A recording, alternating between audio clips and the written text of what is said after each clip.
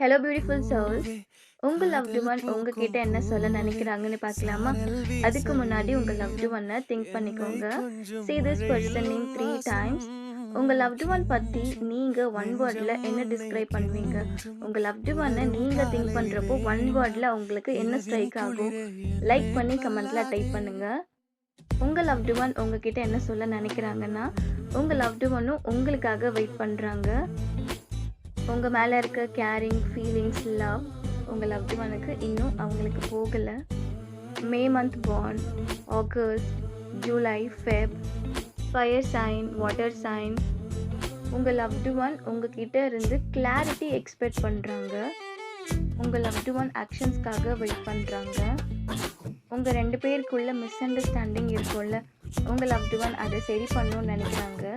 சீக்கிரமாகவே உங்க loved one reunion பண்ணுறதுக்கு சான்ஸ் இருக்குது.